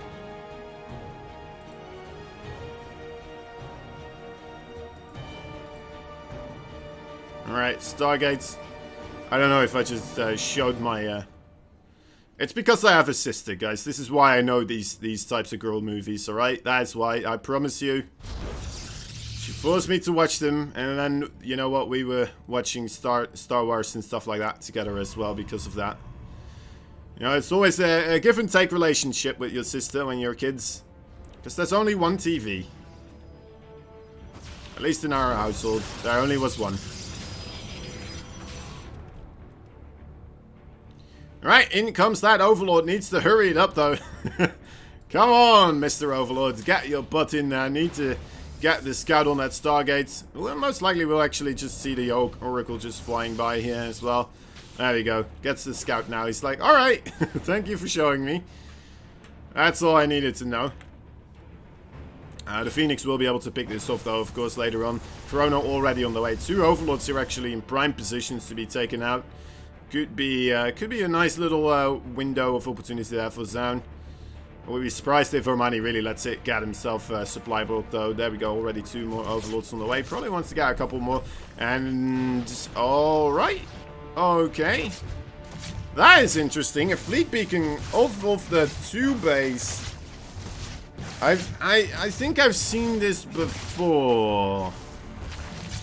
He's gonna go carriers here, guys. He will go carriers, and this can be absolutely devastating. A second Stargate on the way as well. Off of the 2 base. Now, it's not gonna get scouted, of course, because we have that Phoenix floating around, trying to kill off every single Overlord in the vicinity. Armani will need to scout this in some other way or fashion with a Zergling or something of the sorts. He probably has his overall StarCraft 2 sense tingling a little bit here, since He doesn't see a third base. He is not being attacked or harassed by those by adepts or that many phoenixes, right? Or oracles either, really. So he can kind of decipher this a little bit, that something's happening. It doesn't necessarily mean the carriers, but I mean, if you are going to do carriers off of the 2 base, it's very likely to be on this map. So that is the one ticket for him to kind of figure this out, I suppose, to already figure this out. It depends as well, though, of course, on how often he's already seen this and how many times he's played against this himself as well. We're seeing an overseer being made. That is in the main base, so he might be a little bit concerned about the potential of Dark Templars as well. But Dark Templars would have already arrived, right? So as time keeps ticking, it becomes more and more likely that this is happening here. Third base for Zoun also on the way. He's going to attempt to take the bottom side of the map here, as Armani is fully taking control of the top side here. It is a crazy map after all. There we go. Overseer now on its way to try and figure out what is happening in, for all certainty. We'll be able to find this base here. The carriers probably want to stay hidden for a little bit longer. And there we go. Okay, it does send them away. So that's a little bit fortunate in the overall pathing that Overlord took. We'll still be able to find the Stargates, though, or just the... Oh, okay, there we go. Yeah, to seize the fleet beacon. Now we know, so this is the moment of time exactly. Already sound very wisely, already sending those carriers across the map, and realizing that the response is coming up. The Spire is about to be finished, though, as well. Corruptors can shut this down very quickly, and we have 5 of them on the way already. We don't have any type of air weapons attack either for Zoun here, which is a little bit of a missing link, I would say, in this overall composition. We'd love to see +1 air weapons as well. Oh well. This is a weird one. 3 carriers versus the Spore Crawler. Transfuse is pretty good if you know what, stay on top of those hotkeys. And there's the recall, yeah, realizing he wasn't here in time. Also, there's links absolutely everywhere, actually. Getting through the wall on the bottom side as he was pressuring the top side with roaches. It looks like Zoun did leave that bottom base undefended there. And 19 workers do get picked off because of this. Very nice job there by Armani, mining out the middle side of the map here. Opening up the wall. And now, this is, again, a weird situation for Zoun, of course. What are you going to be doing from this situation, right? He's got the Templar Archive, so I suppose Archons would be a very nice choice here. Ooh, losing a carrier, though, that is expensive. Losing a Phoenix, too. Yeah, he needs to get those Archons out. Doesn't want to lose another carrier here. Takes a lot of damage. Only losing 2 Corruptors for the price of this. Can even try to bile down a building here if he really wants to. Thought for a moment he may have been able to get this one on the top because the army of Zoun was still quite far away. Especially if he just positions himself over here. That could do quite a bit, but plays it safe. Doesn't want to get himself into too much trouble here by losing those Corruptors. Makes sense. You absolutely want to keep those bad boys around. Okay, is still gonna go for it at some later point, though. There we go. And let's see if I was right. This should, in fact, be in... No. Oh, the shoot battery overcharged. Okay. Does manage to keep that up, so quick thinking that by Zoun. Nice warp in available as well. That's fortunate, of course. Keeping everything up. The Oracle with 12 kills right here. Some of them being drones. It's hard to say the exact amount of stuff that he killed. It would be cool if you could like hover over the kills and then see what what kind of units it killed. That would be nice. That would be nice. Oh. Uh-oh. Unlucky. Alright, well, Armani here with a lovely army. He's in a banger position, honestly. It's rough to really see how Zoun is going to be holding on here. just to carry his... I mean, it's an amazing strat if it doesn't get scouted in time. If the Spire isn't out in time, that is definitely going to do a boatload of damage and can very quickly just spiral out of control here for the Zerg. But because it is such an investment, you don't have the early pressure, right, of any type of a depth. You don't have a third base or anything of the sorts. It becomes very difficult here. Nice targeting by those Corruptors as well, taking out the carriers. And I guess the army supply for Armani is deceptively large now, because most of it is inside of those Corruptors still. And actually, Zoun does manage to hold on here. But at the same time, Armani... Ooh, corrosiving down the Templar Archives right now. Of course, no shield battery overcharge available. The army of Zoun trying its best to still gain the upper hand on the ground battle right now. But Zerglings coming in as well. Only a single Archon available right now. That's a lot of Zerglings. The Archon pathing the wrong way too. A little bit here. Templar Archives did manage to get picked off here by Armani. That's a big deal as well. Really a unit that Zoun was relying upon right now. The Archon and Storm as well, of course. He did already have that available. Now Armani. I mean, it feels like the most comfortable we've had Armani be in this entire overall series so far. He's getting himself the hive attack. He's on like an insane amount of bases, right? 5 bases. Wouldn't be surprised if he takes the gold base as well at some point. It doesn't matter anymore that much. It becomes pretty much impossible for Zoun to really apply pressure anywhere, since he's continuously under pressure of this Zerg force that is moving back and forth like a pendulum, coming in with more and more power every swing. And here we go. The surround actually not taking place, so that is a potential way for victory here for Zoun still. But oh my dear lord, those Banelings. The Banelings absolutely terrifying. The Immortals still packing quite a punch though on the top side as well. And the Zealots now coming in too. So once more, Zoun does manage to hold on. And Armani has to go back once again as well. Losing a lot on the retreat here too. And still sending in more Zerglings, right? Leaking in his reinforcements. And I mentioned he was coming in stronger and stronger every fight, but that's not as much the case if he keeps losing his stuff this way. Right, but, oh, then again, Adrenal Glands, Great Aspire, +3 melee, all on the way right now. Already has the +2 air weapons as well. Looking very sharp here, Armani still, I would say. He's not breaking Zoun his base. He would have loved to, of course, but it's not a necessity, right? Doesn't have to do it right now. He will be able to still keep himself ahead just by trading out against this army continuously as well. Up until the point where, you know what, Zoun is just investing everything he has in this gateway tech. Not going to be able to get himself in an extreme late game army composition here because of the harassments. Or while I say harassment, more so just flat out continuous aggression across the map here. Ooh, scary.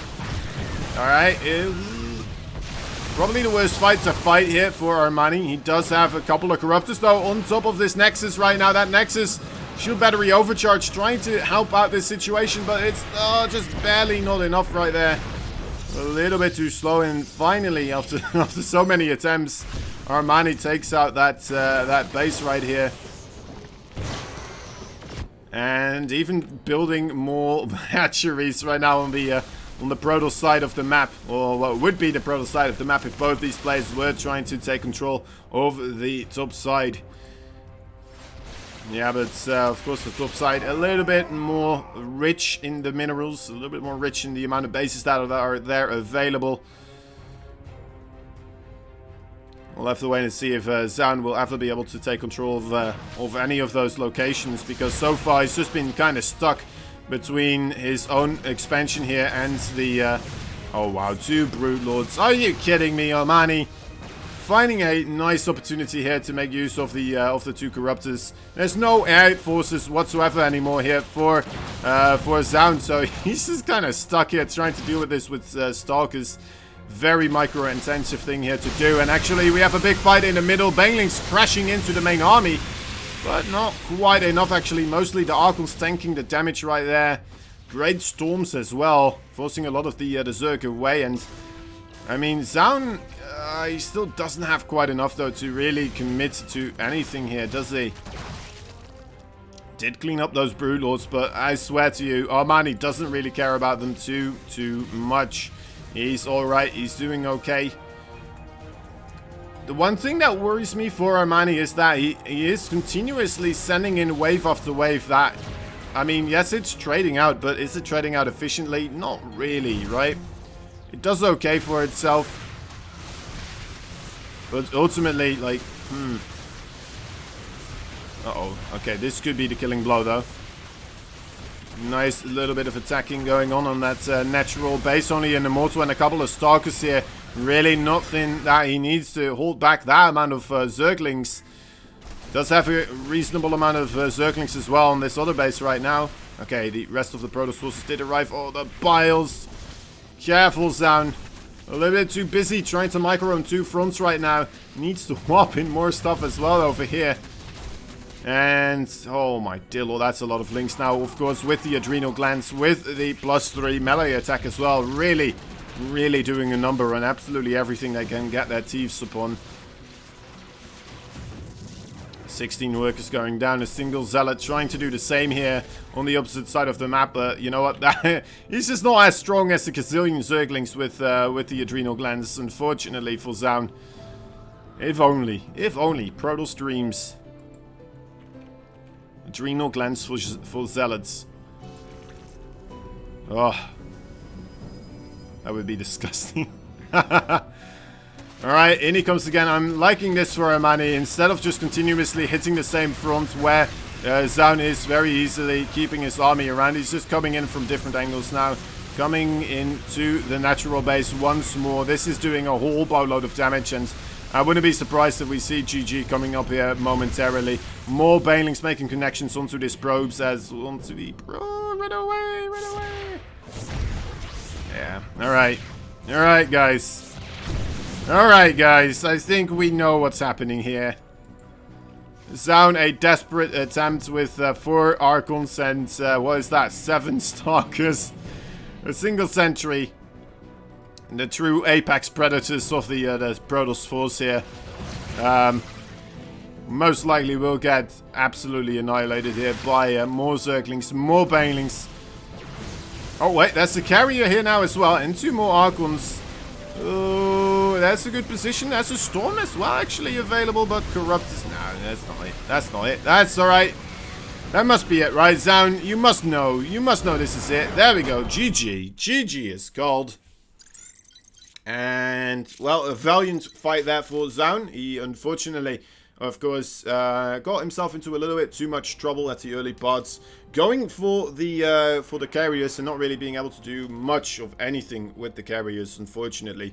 So, yeah, we're going to have to wait and see if he still will be able to turn this around and take the control of the series here in the final games. Game number 8 and game number 9. Ever Dream. Alright. Ever Dream. I'm pretty sure we saw Armani picking Ever Dream actually the first time around. This time around, Zoun having the pick of all the maps in the map pool going once again for Ever Dream here. Rather interesting. Alright. 4-3. Armani asking what the score is. Alright. Good luck, good luck. Have fun is being called by both these players. Let's start up the game. Let's get ourselves another bit of StarCraft 2 action here in the PvZ matchup.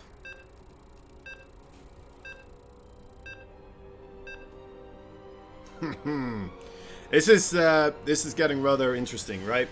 Seeing the amount of overall aggression that both these players are displaying. We'll have to wait and see if that is going to be the case again here in the next one.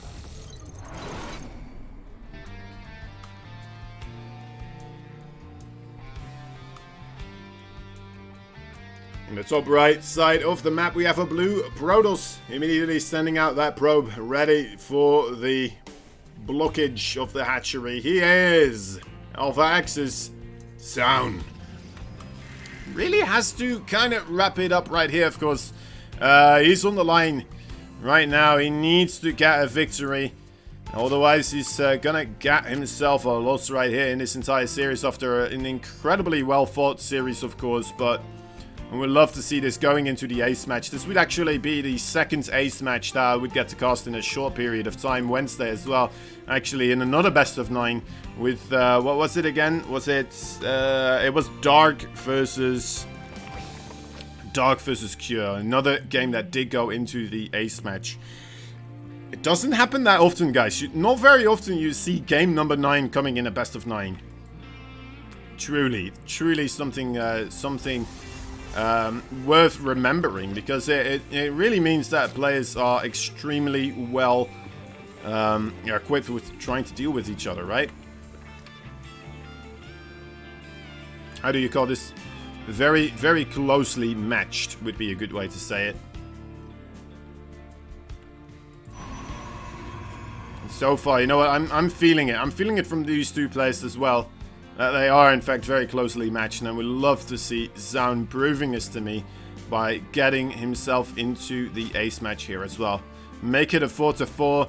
And then, you know what? It's all up in the ropes. We'll just have to wait and see what happens then, of course. The problem for Zoun would be, if it is going to be game number 9, the map choice will be for Zoun, or I mean for Armani. Which, of course, is a little bit of a confidence booster on its own already.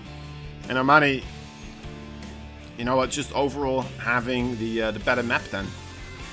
His map, the one he prefers, he's going to be able to pick any map except for Everdream. And since he picked Everdream the previous time as well, we know that he feels comfortable in this one too, because this was, I believe, it was his first map pick. The first one that he had to pick, it was this one. He went for Everdream. Out of all the other maps that he could have picked, right, he didn't go for Ice and Chrome, he didn't go for anything else, he went for Everdream. So, I'm a bit surprised that Zoun did go for Everdream as well. Maybe just kind of wanting to just show that it doesn't matter that much. It's a weird one though. Yeah, it's definitely a weird one. Anyway, Overlord looks like it will not be able to get the scout off on what Zoun is doing here. Zoun going for the Stargate near his front porch. A Zergling running in. We would be able to see this rather quickly, but so far the scout has been denied. Wondering if we will see again the Twilight Council, of course, though, coming up here for Zoun as well. We have seen that a lot happening from Zoun, of course. Continuously going for that Twilight Council as well for the Stargate. Except for that one game, of course, where we saw the carriers. But, I mean, honestly, if we see carriers on this map, I'm going to lose my bananas. That is going to be absolutely ridiculous. Zoun here trying his best to keep the Zerglings away. There we go. Okay, so yeah, Armani actually not walking into this wall. Doesn't want to lose these Zerglings unnecessarily. He would have been able to get the scout off, but you know what? Already sees the Oracle here anyway, right? So, I wonder... Yeah, okay, definitely seeing this right now. Not the biggest of things. That he didn't scout it earlier on, right? Already has the Spore Crawler as well in his natural... his main base.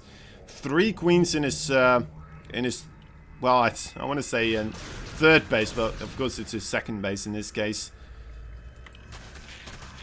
As a third base for Zoun here, under pressure by Armani. Will not be picked off so easily, though. Now we have indeed the follow-up once again. Twilight Council. Zoun, again, showing that this is kind of what he likes to do right now. Not just straight up going for the Twilight Council, instead going for the Stargates and then transitioning into the Twilight Council with the Adept Glaives here.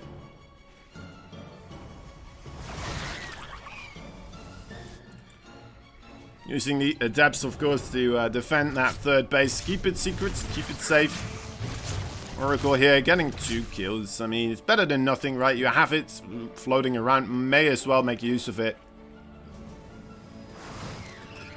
Nice mini-map awareness there for Zoun as well. Immediately spotting the Zerglings on the edge of vision there. This always feels weird, doesn't it? Like just one building that's not fitting within the overall the overall textures of the buildings. That's a little bit off. Feels a little bit off.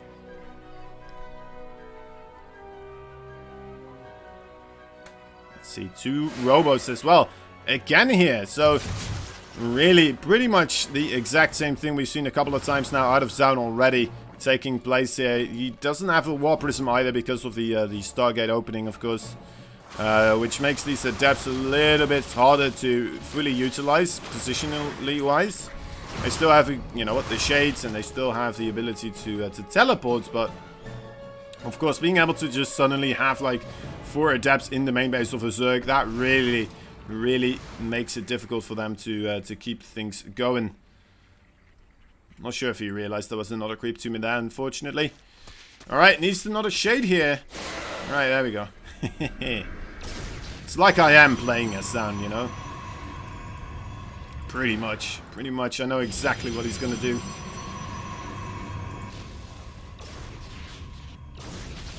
Robotics Bay on the way as well here, once more. Would like to see disrupted drops, but you know what? Probably a little bit late for that one. Most likely will go into the Colossi immediately. Is what I am expecting here, actually. In this case. I could be wrong. I mean, the Disruptors, to be fair, they really have served him well in the previous games as well, right? I think only one game when he did go for the Disruptors, he did lose that one, but I think twice now he kind of won, maybe not off of the back entirely, off of Disruptors, but definitely facilitating a big part of the play there.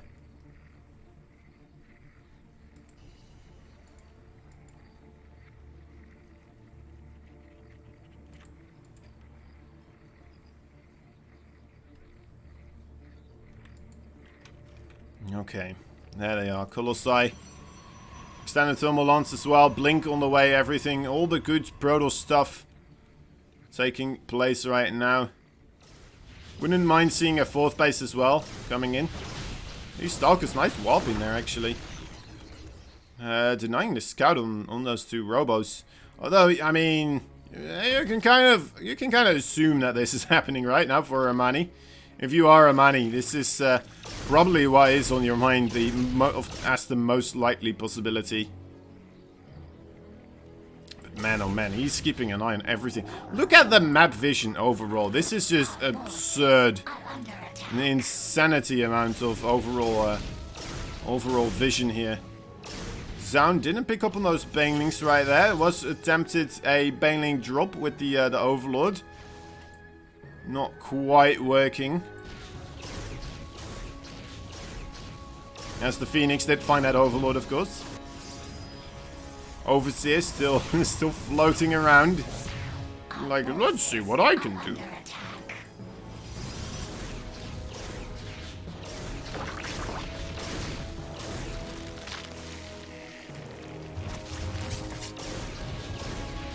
Single Phoenix. Roaming the skies, keeping that bottom side of the map safe from any type of harassment here so far. And Zoun coming in now to see whether or not there's still banelings here. There is, in fact, and cleans those up nicely. Only taking a bit of shield damage there on those Stalkers. Good stuff for him indeed. Used the Warp Prism to warp in some Zealots on the top side. Now moving down to on top of the creep, so in the vision of these Corruptors, and they are on the way. That Warp Prism, yeah, that's going to go down.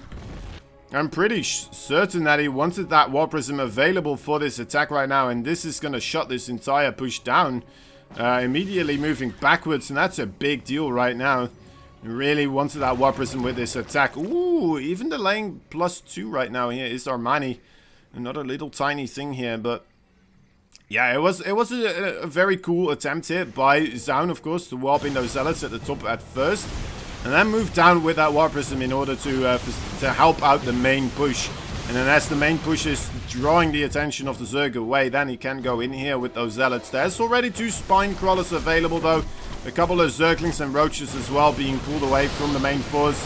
Gonna help out with that overall attack here. 3 hallucinated Colossi So we're going to need to see some sort of a... Oh, dear lord. Oh, dear lord. Oh, the Banelings. That's not enough force fields here. The Banelings actually right on top of the entirety of the army. And that's a lot of damage. I think a lot of the hallucinated Colossi is still tanking some of the damage there. But ultimately, I mean, that was a boatload of damage that Zoun was not willing to be taken right then and there. And now he's just stuck here with a bunch of Stalkers, a Colossus. And that's pretty much it, right? He can attempt to continue his push on here. He did a little bit of overall damage, but now look at that Ling Flood right here. Armani finding a perfect opportunity to start a little bit of counter-aggression here. Those Banelings, man, oh man. But Colossi should counter Banelings. Well, I mean, not always. Not every single time as the Banelings, I mean, they just deal damage to everything that's stacked up on top of each other. And Colossi, funnily enough, they are the epitome of being stacked up on top of other stuff. So that's just adding in extra AoE damage with every single Baneling hit. And that makes it a little bit of a weird one. A weird matchup.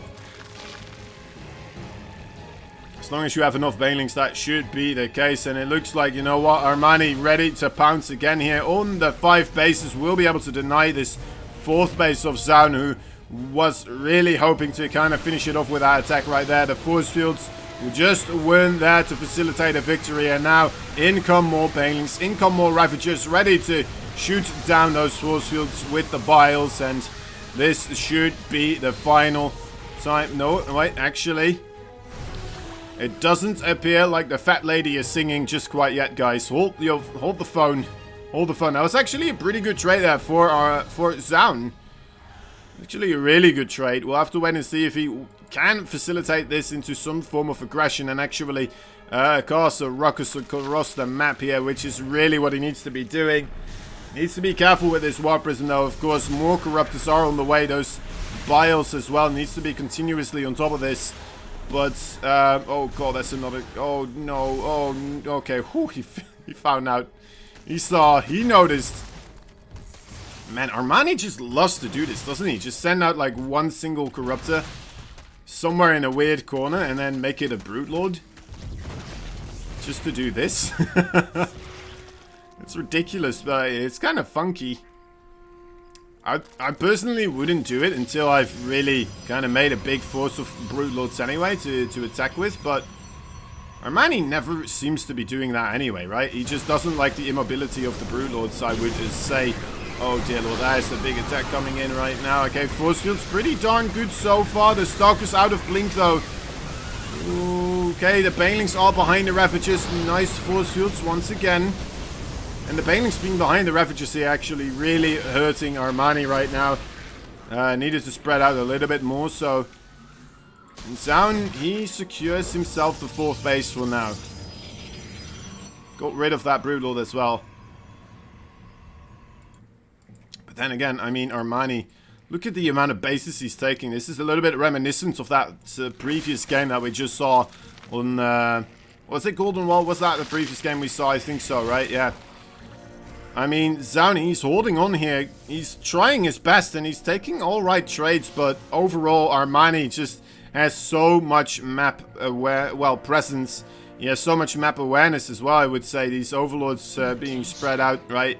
Continuously scouting for any type of a run by, taking so many bases, and really Zoun not being able to figure out how to get into the mineral lines, how to take out any bases of Armani. So Armani, even though he's not winning a lot of fights here, he's winning the overall battle by just continuously having so much more stuff than his opponents.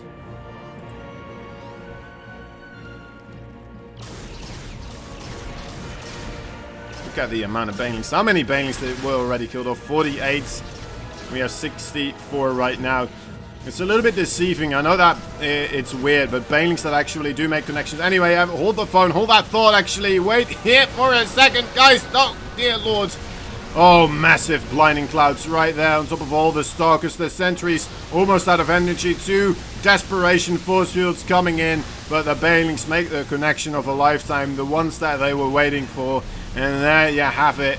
It looks like this could be finally the moment in time where Zoun has to tap out. He doesn't want to, though. He is so reluctant. There we go. GG is called. Armani takes the series. Very well played by him. And good showing, of course, as well by Zoun being able to take it all the way into the what was it? Was it the eighth match? Almost getting himself into the ace, but just the 8th. Pretty good as well, of course. Zoun with a good showing, some lovely strategy, but ultimately just falling a little bit short there.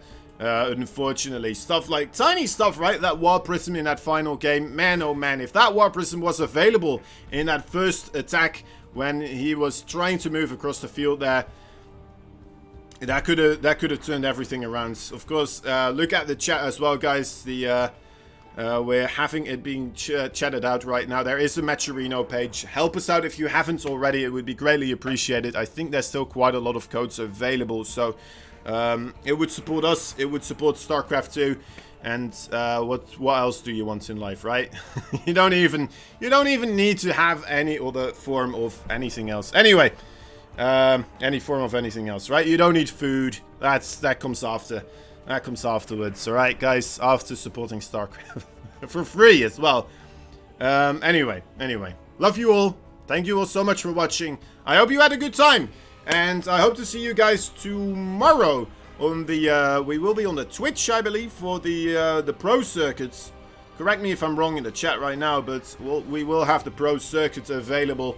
Let me quickly check out what that group is all about. Innovation, Rogue, Bunny, and Nice. All those 4 players will be participating in a GSL format type of group stage where they are ready to well, bash each other's heads in, metaphorically speaking, with StarCraft 2 units against the other players, StarCraft 2 units, their heads, of course. Anyway, I'm not making sense anymore. Alright, guys. Love you all. Talk to you later. Bye-bye.